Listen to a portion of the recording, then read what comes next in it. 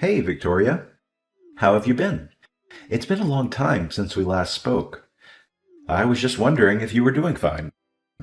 Theodore? Yeah, it really has been a long time. I'm fine. Actually, I'm doing much better without you. So, what do you want? You've got a lot of nerve talking to me after everything you did. It's already been months since you left, and suddenly you want to have a chat? Just to let you know, I'm not interested in catching up or making up with you. I just want to know how you've been doing recently, that's all. You don't have to be so defensive. You must be feeling lonely living all by yourself in that house without me, right? You can't have completely forgotten about me already. Lonely? That's a joke. I stopped feeling lonely 3 seconds after you walked out the door. Honestly, I felt more angry and sad. But it's already been months. I'm not sad about you anymore. I'm disappointed and still angry enough to not want to have anything to do with you. But otherwise, I'm doing really well. I'm grateful to our lawyers that our divorce went so smoothly and that it was all over so quickly. Thanks to that, I didn't have to meet you in court like I expected I would. All right, I'm kind of shocked. It was not as I expected. I thought that you would still feel something for me. I mean, it's only been 6 months, you know? You can't have gotten over me that quickly, can you? I kind of feel like we've really grown apart. I feel like there's a massive distance between us now. We used to be husband and wife, and we were in love, and we lived together and ate dinner together. But look at us now. We're so far apart. What's your point? Theodore, I told you that I'm not interested in talking to you. That includes getting nostalgic about how things used to be. What do you expect? I don't know where you're living right now, but of course, we're very far apart, physically and emotionally. We are divorced, and we're never going to see each other ever again. We are complete strangers now. You're no different to any stranger I pass on the street. The difference between you and a stranger is that I would rather have a conversation with any random person rather than speak with you. Victoria, don't be so cold. You don't have to be so harsh towards me. I used to be your husband. The keywords are used to be. Get it? That was until you won the lottery and suddenly started acting like you were better than me. Yeah, it was a lot of money. But I don't understand how you could have changed so much in just a matter of hours. You threw me away on the day you won the lottery, and you're telling me that I'm being cold? I don't have anything to say, and I have no intention of being kind to an idiot like you.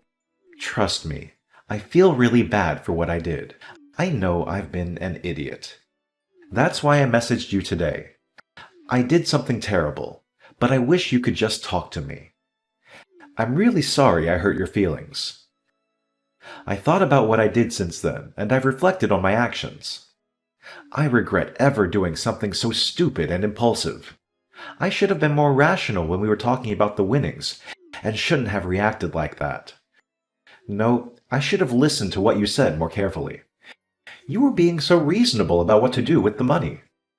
And I wrecked our marriage because I was so selfish. I regret all of that and more.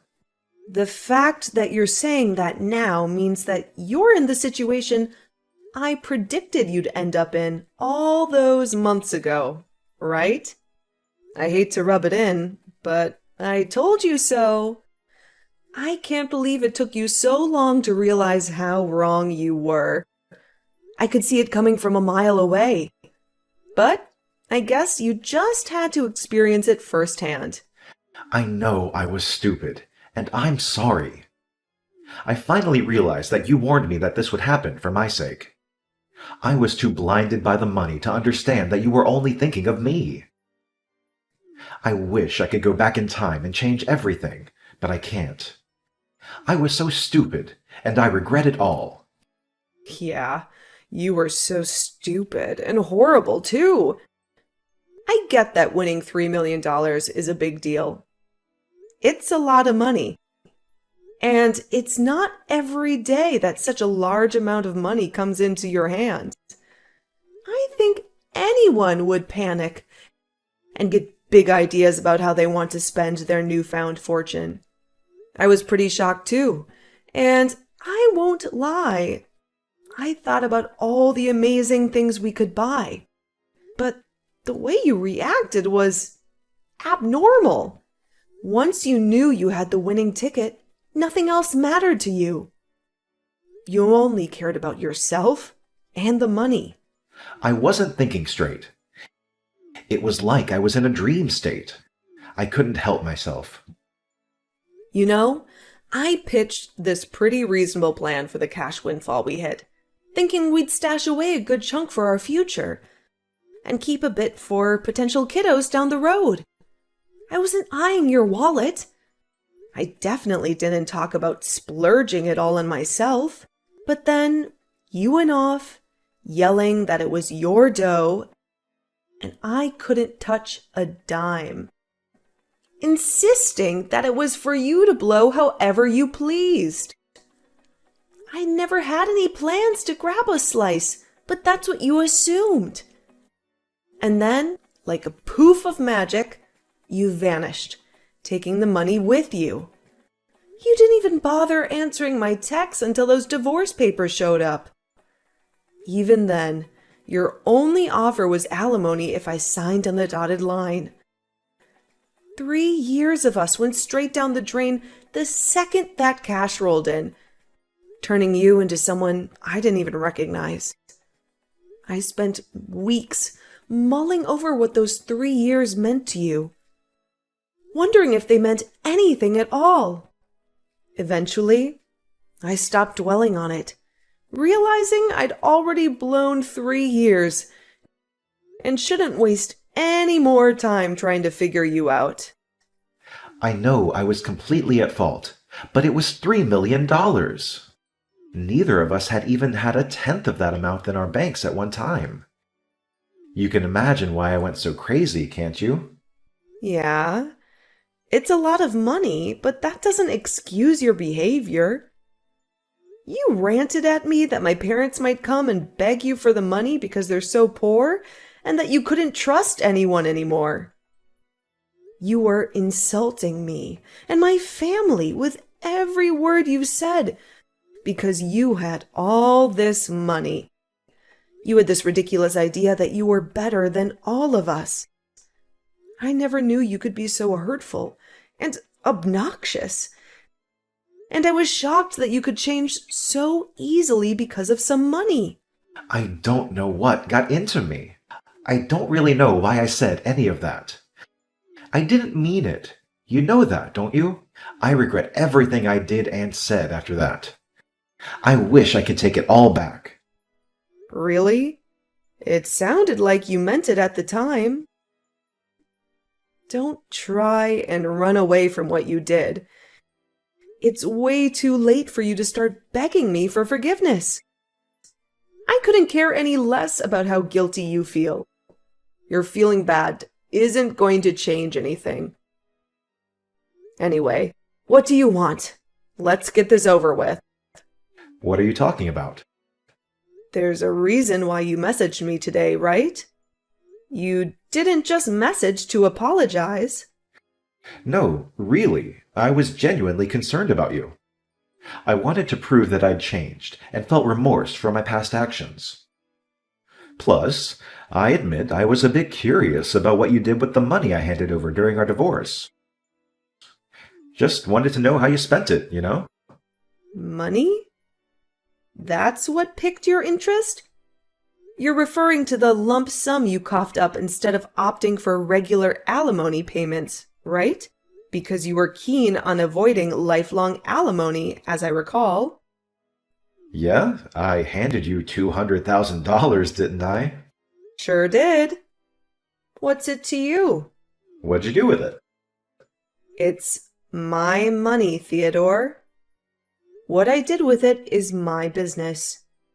You didn't slap any conditions on it when the court settled the amount. Well, it was my money originally. I figure I have a right to know what happened to it, and maybe have a say in it, regardless of what the court decides.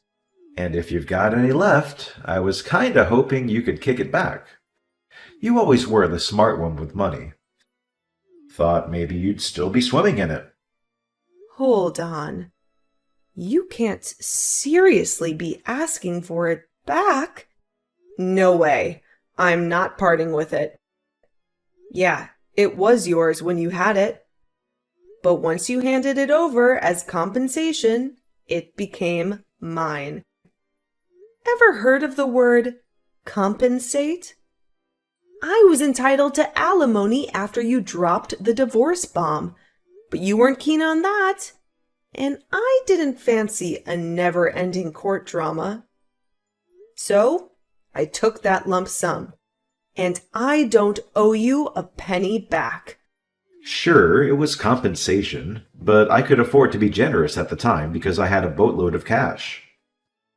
But things are tight now, and I need some financial help. It'd be a lifesaver if you could toss it back my way. Technically, it's my money, so I shouldn't even have to ask. Trouble? I moved on and got hitched after our divorce. Oh, the rumors were true? Congrats. So, how's married life treating you? She hightailed it with all my money. I should have never married her. What? All of it? Can you believe it? $3 million. And I thought I'd hit the jackpot, set for life, you know? I imagined living the high life, Hollywood style. So, I said goodbye to the 9 to 5, had this swanky house built for me and the new missus, loaded it up with all kinds of designer swag, and even threw in a pool for good measure. We were all geared up for the ultimate dream of life together. Then, out of nowhere, she drops the bomb. Divorce. When the dust settles, I wake up to find all my hard-earned cash gone, transferred to her account. Divorced, and my bank balance is looking like a ghost town. She disappeared, claiming I'd been cheating on her, a total lie. During the divorce, I get hit with $1 million in false affair compensation, and she swoops in to clean off the rest of my account without me even catching wind of it. I've got no clue where she is now, but last I heard, she's kicking back in a penthouse abroad. Talk about a roller coaster ride from heaven to hell. You said you never cheated on her, but she managed to win the court case. That must have meant that she had enough evidence to argue for compensation. You can try and act the victim all you like, but in the end, it was your own fault. Your own irresponsible actions brought all this upon you. Yeah, fine. She got pictures of me with another woman. But how is it fair that she gets $1 million in the divorce? It's my money. So you did cheat on her after all. You're a pathetic excuse for a husband. Yeah, all right. Say all you like. Anyway, that's not my point. I've explained why I need the money. Can you give me back the money I gave you? I need it right now. My ex-wife got the house in the divorce too, so I don't have anywhere to live. She's not even using it. She's abroad. The woman bought it out for sale, and I was kicked out of my own house so that she could sell it and take more money from me. Victoria, you still living in the same place we lived in when we were married, right? Can we live together again? Excuse me? Are you asking if you can move in with me? Let's just forget about everything that happened in the past and live together. I want us to start over. I'll be a better husband this time. Even if we don't have the $3 million, I know that we can be happy together. I still love you. We can work through this together. I swear I'll make you happy this time. No way. You must be out of your mind. It's disgusting how you think you can slither your way back into my life again. We are over, and we are never getting back together. Ever. The divorce was finalized, and I'm free of you. I don't have anything else to say to you. Plus, I've already moved out of that house and sold it. I'm living somewhere else. Why do you move down? Where are you living now? Are you still close by? I'm not giving you the details of where, but I'll tell you a bit about it.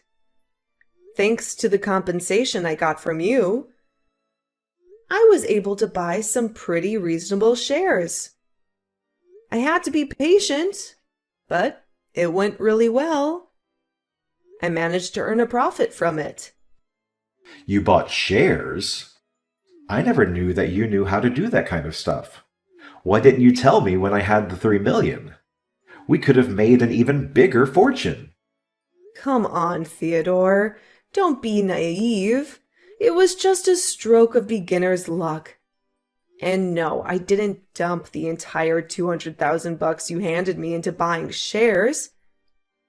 I put in a reasonable amount, caught a lucky break, and when the profits rolled in, I played it smart by squirreling away every dime in a savings account. Now, I'm working a 9-to-5 gig, using the money I've saved to indulge a bit. I opt for organic stuff, treat myself to things I love, and still have a nice safety net for any rainy days. Sure, it might not boast designer furniture like your place, but it's home. I quickly learned that impulse buying with a mountain of money is a recipe for disaster. So, I'm being selective about what I spend on. Only the necessities and things I truly want. Work's going great too, so everything's sailing smoothly. I wasn't kidding when I said I'm better off without you. Truth be told, I'm thankful you hit the lottery jackpot and had the decency to drop the divorce bomb when you did. If not, I'd still be stuck with you. Wait, you're rocking a penthouse too? No way! I never thought you'd hit the success jackpot so quickly. It's only been 6 months since we split. But damn, that's the cash you're standing on. And my other exes, they're probably living large, all thanks to me. It's money we were rightfully owed. I can't say much about the cash she swiped from your account, except maybe it's just karma doing its thing. So, how much do you have saved up now? About $200. Seriously? You're turning 36 this year, right? No place to crash, no job, and just $200 saved? I feel sorry for you, but I know it's all your own doing. What's your game plan from here? Got kicked out of my own place last week. Job hunting's been a bust so far. I figured I could sell the house, but my other ex snagged it in the divorce. So I'm left with zilch to sell. Failed the job interview already, and I'm at a loss. So I decided to hit you up, hoping you could lend a hand. Are you insane? What about your parents? Why don't you ask them to let you stay with them while you find a place of your own and a job? Some idiots in my parents' neighborhood found out that I won $3 million and started harassing them. Most of it was really childish, throwing toilet paper around. But they were getting death threats in the mail and stuff too. Some magazines are asking for interviews nonstop. My parents ended up moving away, and they cut ties with me. I need your help, Victoria. I don't have anyone else. You're the idiot, Theodore. That's the reason why I warned you about bragging about your win to everyone. Just because you won 3 million doesn't make you better than everyone else. I told you that you shouldn't get carried away, didn't I? But you didn't listen. And you lost a lot of friends. And made a lot of enemies in the process. I know I regret a lot of what I did. I regret not listening to you the most. Because none of this would have happened if I just did as you said. That's why I want to get back together again. I need you to keep me in check. Sorry, Theodore, but I'm not interested in being your babysitter. We're never getting back together. There's not even a 1% chance of it happening. Why not? I'm not asking you to be my babysitter. I want us to be husband and wife again. We didn't get divorced because we stopped loving each other. You still love me, don't you? We can get back together again. You must be joking. You're the only one that thinks that we still have a chance. I don't know whether you actually still have any feelings for me, or if you're just saying all this because you want money. But either way, it doesn't change how I feel about you. The second you said you wanted a divorce, I hated you from the bottom of my heart. You chose your money over me. You made that really clear during the divorce. Now, I'm indifferent. I couldn't care less about what happens to you. Don't say that. That hurts more than being told you hate me. Please, I'm begging you for help. Could you at least have some pity for me? I need your help. We used to be married, remember? We spent 3 years living in the same house. We can forget about everything and start a new life together. No thanks. You're the one who asked for a divorce, despite the 3 years we spent together. So don't bring it up as a reason to get back together. Then could you at least send me some money? That's all I asked for. You said you've got money saved up. You can spare some, can't you? You made that money because of the money I gave you. You owe me. Come on, I don't even have a place to live. I'm begging you, Victoria. Help me out. I don't have anyone else to turn to. I don't have any obligation to help you. You won $3 million, and you told me that you didn't trust me with your money, saying that I might waste it all on shopping sprees. Only God knows where you got the idea I would do that. You said you wanted to spend it how you liked, and demanded I sign the divorce papers. And you left, taking all your money with you. Well, I'm telling you now that I'm free to spend the money I have however I like, including the money I got as compensation. I don't have a single cent to give you. Then what am I supposed to do? The reason why you have so much money right now is because of the money I gave you.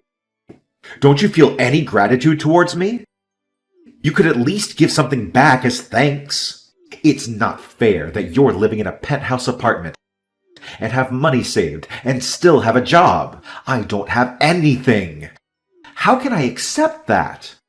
Why should I care whether you accept it or not? You were living in a house filled with designer items and lived the celebrity life for a few months, didn't you? I hear that your new wife was quite beautiful too. You didn't have to work and spent your days relaxing, sleeping, and eating, I guess. Do you remember what you told me when you left me?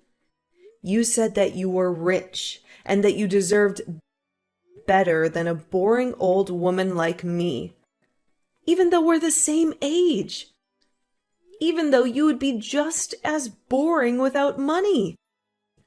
You said that you were going to find someone younger and prettier, someone who would suit your newfound fortune.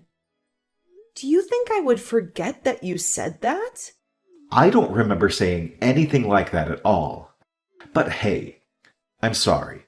I really am. I wasn't myself then. I didn't think that at all. I've never thought anything like that. I didn't think I was being serious. Did you? Ever since we got divorced, I've been thinking about you. I just want to get back together. I realized after spending a few months living with my other wife that the only one for me was you. I need you, Victoria. Really? You need me? Thanks. I'm so flattered. Is that all you have to say? I'm begging you here. Just listen to what I have to say, please.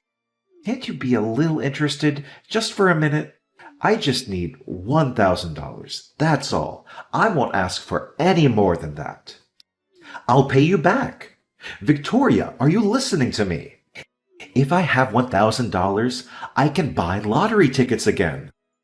I win a fortune, and I'll be able to give you all the money you want.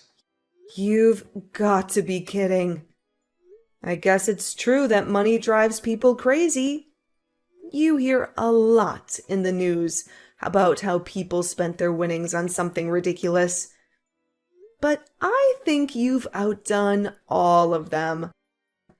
I've never heard of anyone who had to beg their ex for money to bet their chances on a second win. If you think that's the way out of your problems, then there's no helping you. What do you mean there's no helping me? You can help me. I just need money. We can fix everything if we get back together and help each other through this. I want to start over with you. I love you. Don't you love me back? Don't you feel sorry for me? You don't love me. You just love that I have something you don't. My money. And I don't need anything to be fixed. My life is great as it is now. It's not perfect yet, but you're not the one that will make it perfect. You need to learn how to fix your behavior and fix your problems yourself. Don't bother me anymore. I do love you. I only have you. Give me back my money. It's not yours. I made this money because of the decisions I made. You lost yours because of the decisions you didn't think through. Don't ever message or call me ever again, you asshole. Let me give you the same parting gift you gave me. I deserve better than a boring old man like you. I'm going to find someone who loves me and live happily ever after without you. I'll be blocking your number, so don't try and contact me. Goodbye. No, wait. I'm sorry. Please help me, Victoria. Don't leave me. After that, Victoria blocked Theodore's number and blocked him in all of the social networking that they were connected on. Victoria was able to forget about Theodore pretty easily and was enjoying her peaceful life without him. She was living her ideal life, focusing on her career and coming home to the apartment she had taken care of to furnish with things she loved. Theodore, however, had used up what remained of his savings and still couldn't pass an interview because of his obvious lack of work ethic. He didn't change his attitude and blamed the interviewers for not passing him. As a result, he started borrowing money from loan sharks, and with that money, he began gambling at his nearest casino.